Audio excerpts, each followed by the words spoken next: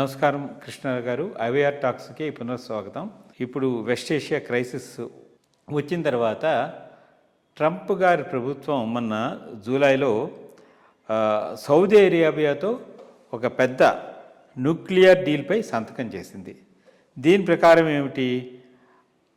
ఈ డీల్ ప్రకారము ఈ యురేనియం అభివృద్ధి చేసుకోవడానికి అనుమతి ఇవ్వడం ఒకటి, దానివలన న్యూక్లియర్ రియాక్టర్లు వ్యర్థాల ప్రాసెసింగ్ అవన్నీ కూడా అక్కడ చేయడం వలన ఈ సుసంపన్నమైన దేశాల్లో పొల్యూషన్ ఒకటి తగ్గడం ఒకటిను, తర్వాత ఇదేమో కొన్ని సంవత్సరాలకు ఒప్పందం చేస్తే వీళ్ళకి మామూలు రాయల్టీల కింద దీని కింద డెవలప్ అవడం ఇదంతాను. దీని మీద యాక్చువల్లీ న్యూక్లియర్ పవర్కి సంబంధించేసైతే కఠినతరమైన నిబంధనలు అయితే ఉంటాయి. మరి 30 years వరకు ఒక డీల్ చేసుకోవడం అని చేయడం వల్ల ఈ డీల్ వలన పాజిటివ్ ఇది ఉంటుందా, లేకపోతే మన శత్రువుకే మన ఇది సీక్రెట్స్ అన్నీ ఇచ్చి మళ్ళీ దాన్ని కంటైన్ చేయడానికి మళ్ళీ యుద్ధాలు అవుతాయనే దాని మీద చిన్న వివరణ కావాలి. ట్రంప్ నా దృష్టిలో భస్మాసురుడు. వాడి నెత్తి మీద వాడి చేయబెట్టుకుంటూ ఉంటాడు. ప్రధానంగా వాడు గుర్తుపెట్టుకోవాల్సింది,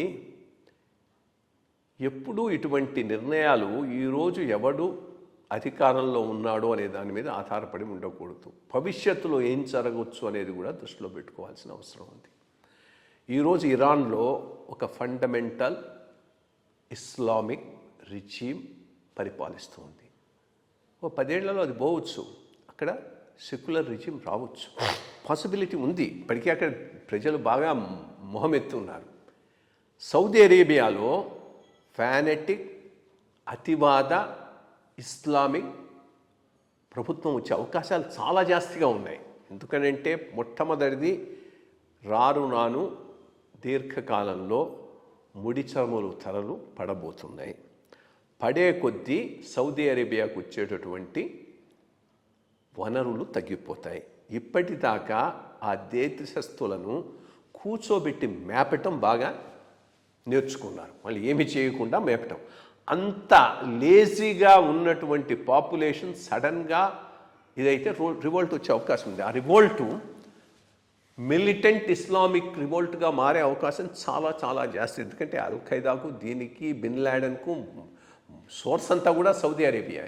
సో ఆ రోజు వస్తే ఈ న్యూక్లియర్ ఎన్రిచ్మెంట్ చేస్తే న్యూక్లియర్ బాంబు ఎవరి చేతికి పోతుంది? అల్ ఖైదా చేతికి పోతుంది. నువ్వు ఇరాన్కు లేకుండా చేస్తావు, వీళ్ళకి ఇస్తావు. So I think is playing a short term game with long term disastrous consequences. దీర్ఘకాలంలో చాలా ప్రమాదకరమైనటువంటి నిర్ణయాలను ఈరోజు స్వల్పకాలిక ప్రయోజనాల కోసంగా ట్రంప్ తీసుకుంటున్నాడనేది నా అభిప్రాయం. రెండోది, దీని కండిషన్ ఏం పెట్టాడు? సౌదీ అరేబియా అబ్రహాం అకార్డ్లో జాయిన్ కావాలని. వాళ్ళు జాయిన్ కావమన్నారు. ఎందుకంటే ఇజ్రాయెల్తో జాయిన్ అవుతామంటేనే వాళ్ళకి రివాల్ట్స్ వచ్చేస్తుంది. సో అది అసలు టేక్ ఆఫ్ కూడా చేయదు అట్లాంటప్పుడు. సో ఎందుకు ఈ ప్రపోజల్స్ చేస్తాడో, ఎందుకు చేస్తాడో? ఆల్రెడీ పాకిస్తాన్ అణు శక్తి సంపాదించడానికి వెనక నుంచి అమెరికా సహాయపడిందనేది నిర్వివాదం. ఇండియాకి ఎప్పుడైతే వచ్చిందో దే వాంటెడ్ టు బ్యాలెన్స్ చేయడం కోసంగా, లేకపోతే అంత క్లాండెస్టైన్గా దొంగతనంగా ఎన్రిచ్డ్ యురేనియం అవి తెచ్చుకొని వాళ్ళంత ఈజీగా బాంబును అసెంబ్ల్ చేసుకొని ఉండేవాళ్ళు కాదు.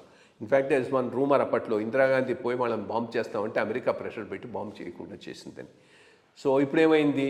అక్కడ అన్స్టేబుల్ గవర్నమెంట్స్ ఉన్నాయి. రేపు అక్కడ కూడా ఇస్లామిక్ ఫానెటిక్ గవర్నమెంట్ వచ్చేసిందంటే ఇంకా అణు ఆయుధాలు వాళ్ళ చేతిలోకి వెళ్ళిపోతాయి. ఇది దీర్ఘకాలంలో చూచి ప్రజాస్వామికంగా ఉన్న దేశాలను ఎంకరేజ్ చేయాలి, కానీ ఇటువంటి దేశాల్లో దీన్ని ఎంకరేజ్ చేయడం ప్రపంచానికి మంచిది కాదు నా దృష్టిలో. నమస్కారం.